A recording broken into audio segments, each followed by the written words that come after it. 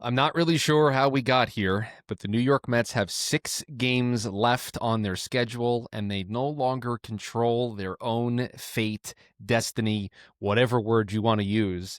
And it is going to take a pretty impressive effort this week to pass the Cincinnati Reds and get into the postseason. Welcome in. Another edition of the Bleav in Mets podcast. Chris Schubert, Jack McKessie here with you talking all things New York Mets baseball. And just to peel back the curtain a little bit before we dive into this 3-game series coming up for the Mets with the Chicago Cubs starting today when you listen to this pod, Jack and I are kind of confused as to how even the Mets got here.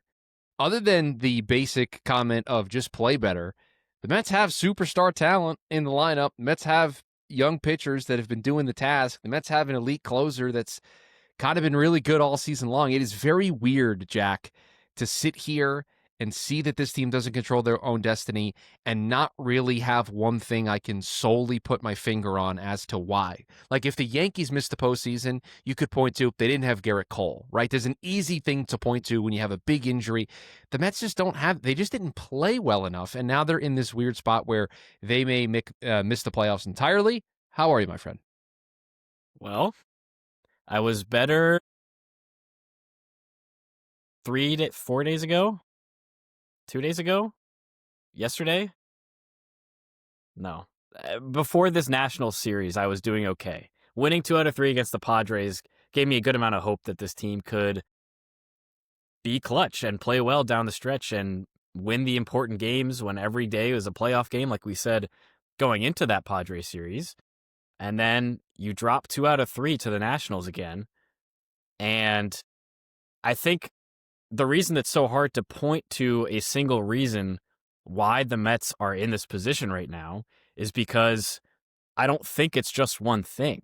I think it's just an amalgamation of games and series and stretches of series where they haven't been able to get all 3 phases of their game, being rotation, bullpen, and lineup, the batters, clicking on all cylinders. And every single series, at least one of those things, and oftentimes 2 of those things, are not working out. And that's why they're currently tied with the Reds. And like you said, they don't control their own destiny. The National Series really bothered me, not just because they lost 2 of 3, but just because of how sloppy they played for 3 days. Really, the first 2 games of the series was where the sloppiness was really pronounced, and you were able to steal the game on Friday despite playing sloppy, despite kicking the ball all over the place.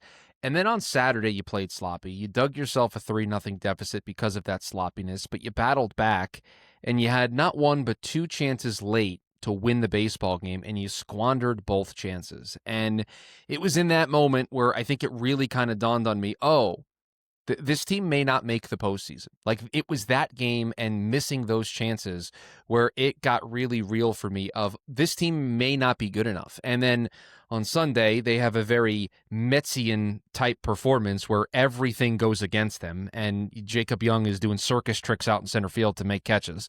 Like, you just have to expect that to happen when you lose the game the day before. Like that's what happens to the New York Mets. It seems to always happen to the New York Mets in this spot. And so now they're presented with this: 6 games, 3 against the Cubs, 3 against the Marlins. The Cubs really don't have anything to play for. The Marlins certainly don't have anything to play for. But let's face it, Jack, this team should have taken at least 2 out of 3, if not swept the Nationals, and they didn't do that. So how can you expect them? How can you set a reasonable expectation for this series against Chicago when you just watched this team in a series where they had to win 2 of 3? They barely won 1 game. I don't know. I don't know what my expectations are going into this, because it feels like, honestly, the cliche saying of the Mets continue to play to the level of their opponent. When they play playoff caliber teams like the Padres, they're actually doing pretty well. I mean, recently the sweep at the hands of the Phillies in 4 games is not indicative of that, nor is losing 2 out of 3 to the Reds. But you look at the beginning of this month, you win 2 out of 3 against the Tigers. Obviously, that was kind of the start of something going horribly wrong for the Tigers now in retrospect. But like, you look at the Philly series in Citi Field and how that went. Contrast that with, in August, series like losing 2 out of 3 to the Braves at home, losing 2 out of 3 to the Nats on the road, losing 3 out of 4 to the Marlins to end that month. And it's like, when you don't take advantage of these opportunities, good teams are supposed to beat up on bad teams, and they have never taken advantage of that. And when you don't take advantage of those opportunities, every game starts to matter a little bit more. You start to see maybe some pressing. I don't know what it is, what you call the sloppiness that happened this past weekend against the Nationals, but I truly don't know what to expect going down the stretch of 6 really important games, because on one hand, they've played well against teams like the Cubs, who have proven throughout the season to be good. But then I look at the Marlins series and I start to get a little scared. So I just genuinely have no idea what to expect. Yeah, unfortunately, the Mets are not in a position where they can even begin to look past the day that's currently on the calendar. I mean, every win is so important to this team right now. And with a Reds team that's going to face the Pirates, who are not playing for anything and have been a bad baseball team all year, and the Brewers, who legitimately have absolutely nothing to play for, it puts all the pressure in the world on the New York Mets. And if you want to just look at one roster decision that tells you how important the Mets understand, or how dire, I should say, the Mets understand their situation is, Brendan Nimmo's playing center field tonight for the first time all season. Brendan Nimmo, who has been moved to left field by this franchise, is playing center field tonight so that they can put Marte in left field, because they need both bats in the lineup, because they understand how important tonight is against the Cubs when you're listening to this. Like, they are pushing all of the panic buttons. Now, you can look at that and say that's not a good thing that they're pushing all of these panic buttons. I'm choosing to take the glass half full approach and saying they understand how dire it is, and they're pulling out all the stops. There's going to be no stone unturned. Like, I fully anticipate Carlos Mendoza to manage tonight and the rest of the season like it's Game 7 of the World Series. Starter doesn't have it. They're out in the second inning. Starter gives me 3 solid, but all of a sudden starts going off the rails in the fourth. I'm going to the bullpen. I'm pinch running late. I'm going to manage aggressively. I'm going to scratch and claw every run out that I can in this game, because I have to win today, and I'll worry about tomorrow, because that's how it is for the New York Mets. The name of the game is wins right now. They need to win to put pressure on the Reds. If they lose, there's no pressure on the Reds. The Reds don't need to do anything to grow the gap. They can leave the gap exactly where it is. If these two teams are tied at the end of the regular season, the Reds get in, because the Mets, 4 of 6 this year, lost to that team, including 2 of 3 at Citi Field earlier, right out of the All-Star break. David Wright retirement weekend. We were there in attendance for one of those losses. That's going to be the difference here for the Mets. And so it is a aggressive approach from Carlos Mendoza, and it's an aggressive approach from the Mets. And the other thing that's interesting for me, at least, and I've been thinking a lot about it, Jack, the last couple of days, I don't think, like, I'm obviously going to be frustrated and disappointed if this team doesn't make the postseason, but it's not, it just feels different. And I don't know if it's because I expect the same team to be back here next year, mostly, and so they're going to have a decent chance next year to get back into the postseason. Like, it feels like in years past with the Mets, before Cohen, where if they missed on this opportunity, it could take 3 or 4 years before they got another one, at a minimum, right? It doesn't feel that way. And again, I'm not trying to downplay the frustration and anger that I would have if they missed the postseason, but I just don't feel it as much. And maybe it's because they've been a bad baseball team for 3 months. Like, since June 12th, and I know that's the day that everybody circles because that was the afternoon game against Washington where Kodai Senga got hurt, and it has not been the same since that moment. But really, since then, this hasn't been an exciting baseball team to watch. It hasn't been an exciting baseball team to root for. And so maybe they've just worn me down over those 3 months. Whereas, let me give you an example. If I was a Tigers fan and we blow the division to the Guardians and we miss the playoffs entirely, that's a heartbreaker. Like, that's 2022, right? Like, that's similar feeling where right. You're it's at the top of the 2007 division for so long. 2007, yeah, where it's just like complete devastation. Okay news, I guess, for the Mets right now and for us as fans is like, this isn't for the division. The Phillies wrapped that up a week ago. I mean, you're just playing for the 3rd wild card spot. You're barely sneaking in. It's like, and it's not as heartbreaking. And we've been slow walking to this fate for 3 months now. Like, it's been a slow crawl to this moment. So I'm honestly not surprised that this is where the Mets currently sit. And so it's a very weird thing as a fan to sit down and watch these games and understand their importance, but also like watch them and go, I don't have any faith in this team to be able to do what they need to do here because they haven't done it for 3 months. I mean, that the team that was 45-24 to start the season, they're nowhere near that team. They haven't been that team since they were 45-24. I mean, Jeff Passan of ESPN talked about it today in an article, and the Mets, since June 12th, that day that you mentioned, when they were 45-24, they're 35-52, which is the same as the White Sox since then. And the White Sox are not a good team. Well, it's like, it's honestly felt the opposite of 2024, even though where we are standings wise is very similar at this point in the season. They're kind of battling for a playoff spot. They're hoping not to slip away. All of the games at the end of the season are mattering. But for last year's team, it felt like things were finally clicking at this point over the last couple of months of the season. Almost the exact opposite, really, where the first 3 months of the season were a complete struggle. And I would have been more devastated if that team missed the playoffs because of how good the vibes were coming into this home stretch. Now it's kind of like, I feel again like I did in 2022, where it's just kind of, we're waiting for the inevitable. We have seen this team struggles. In 2022, it was Max Scherzer and Chris Bassett and Jacob deGrom slowly unraveling as the end of the season came around. This year, it's been a similar story with the starting pitching slowly unraveling since that June 12th date.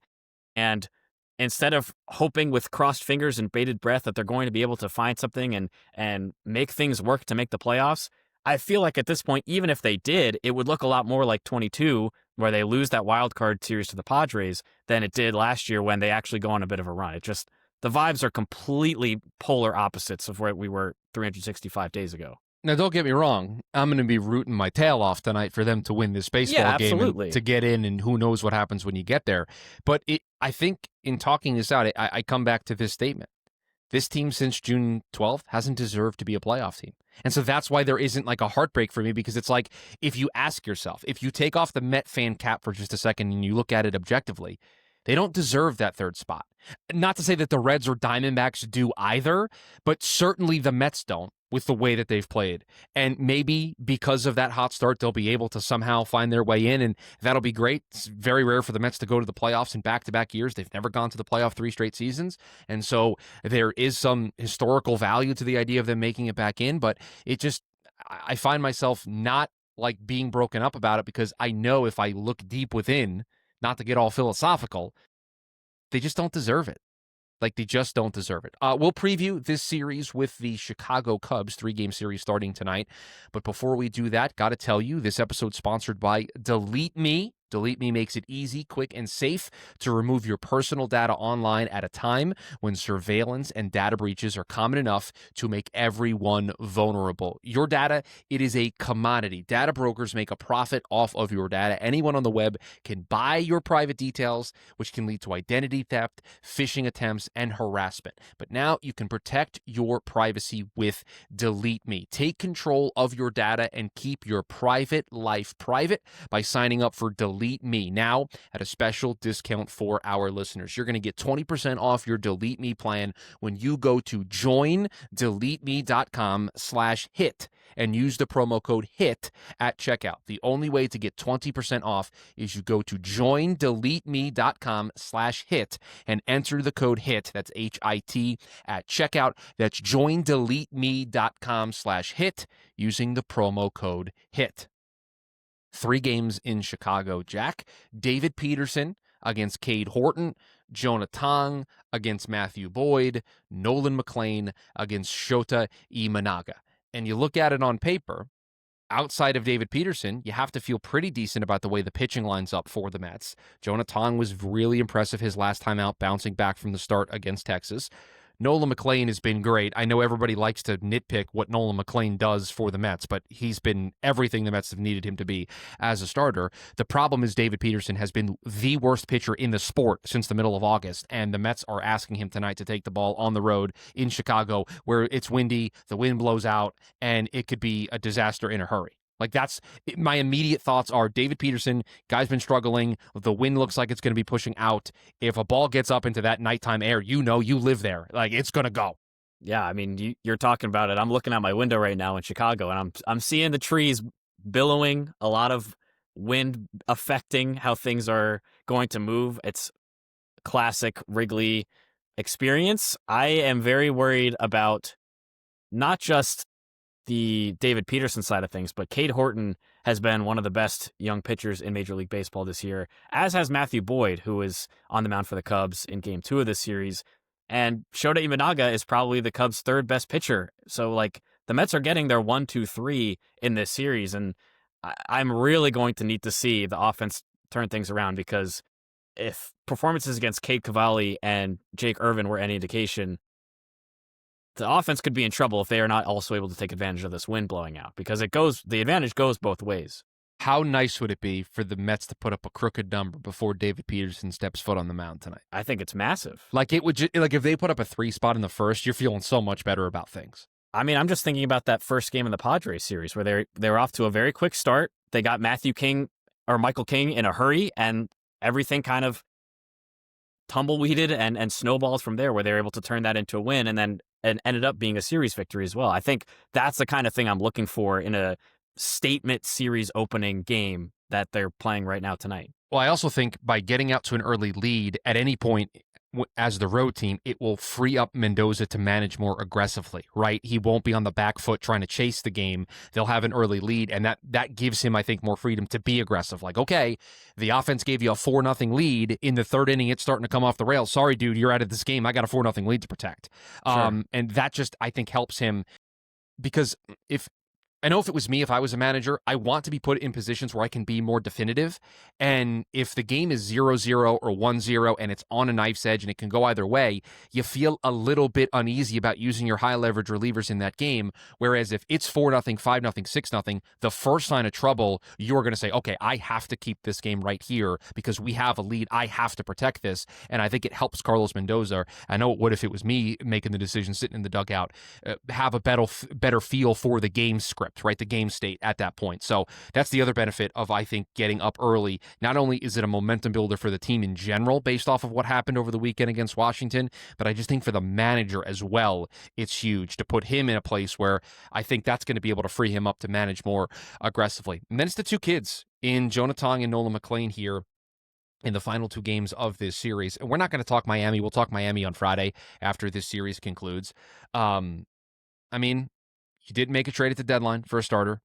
You hoped that the guys you had in-house would work. They didn't. Godai Senga's down in the minors. You're piggybacking Holmes and Minaya. So you have turned to Tong, McLean, and Sproat. And of the 6 games that you have here down the stretch, those 3 guys are going to make at least half the starts. You are putting the fate of the season into those 3 kids' hands, 2 of them in this Chicago series. And they got to hope that the bet pays off. I mean, that's really what it boils down to. Yeah, and I loved in the Padres series seeing Jonah Tong have the bounce back start after the brutal outing against Texas. So I'm hoping he's able to turn that into a little bit of momentum here in Game 2 of this series. We obviously don't know the result of Game 1, but if they lose that first game, like, Games 2 and 3 are going to be must wins. I think it really boils down to what we said at the end of our last recording. Just win series, right? That's what's going to put pressure on the Reds. I know they're playing the Pirates, but they do get Skeens in that series. They're playing the Brewers, who technically have nothing to play for, but we saw firsthand how the Brewers play in the last series of the season, even when they have nothing to play for. So you just got to keep the pressure on by winning series. And I'm hoping that the bats are able to get things going early tonight. And like you said, allow Mendoza to make managing decisions easier. And then we're relying on the kids to be the stoppers in a sense if they're not able to get Game 1 here tonight. You almost have to treat these 3 games against Chicago like it's a wild card series and pretend that Miami's not even on the calendar. And you have to win this series to make Miami matter. Because if you lose this series, I don't think there's a world where Miami matters. And again, not to do Friday's show before Friday's show, but put yourself in a position where that Sunday game, Nolan McLean can come back on short rest out of the bullpen, or like you use everybody to win that game if you absolutely have to on Sunday to make sure you get in. Like, put yourself in that position. The only way you do that, it starts tonight. It starts in this series with Chicago. Yeah, because, I mean, the Mets, if they don't win a game in the series and the Reds sweep the Pirates, like, the season's over. Like, they need to be winning games in the series. Yeah, I mean, I know everybody wants the scoreboard watch what happens in Cincinnati, but it doesn't matter if the Mets don't take care of their business. So it has to start with what the Mets do in Chicago. The Pirates get started with the Reds about an hour before the Mets, so that score is going to be up there in the ballpark, and everybody is lying if they tell you they're not looking. They are lying In to Wrigley all of Field, us. it is in dead center field, Yes. too. Like, you are being able to follow that very easily. So don't believe anybody if they tell you that they're not paying attention to what's happening in Cincinnati. They absolutely are. And so when they take the field, they'll know if they need to win to keep pace or if a win gives them that one game cushion. And boy, even though it's just one game, that would feel like a breath of fresh air for this team in such a big way. We wanted to just at least put an episode out here ahead of this series. This is an episode on the shorter end, but a lot going on this week for Mets land. We're back on Friday to get you ready for what could be the series to determine the Mets' fate of the season, or it could be a series that is just the end of the Mets' year because they're already out of it. All depends on how they play here against Chicago. The overarching takeaway that I have, manage this series aggressively. Go for the gusto, right? Go for 3 wins here. Go for a sweep. Manage it like your life depends on it because the Mets' postseason lives do depend on how they do in this series against Chicago. If you are new here, hit that subscribe button, turn on the notification bell so that you are notified when we go live here after each and every Mets series throughout the course of the year. We're back again on Friday to break down everything that happened here in this series to get you ready for the final series of the 2025 regular season. You can also watch the show over on the YouTube channel. Just search Jack McKessy, McKessy, to see the program over there. Take a deep breath. Try to enjoy the final 6 games of the season. I know it's going to be difficult. Have that second screen up with Reds Pirates on it. Keep an eye on that game if you're sitting there at home. I know I certainly will be doing that over the next 3 days. We're back again on Friday to break it all down. Until then, let's go Mets. Let's go, Mets.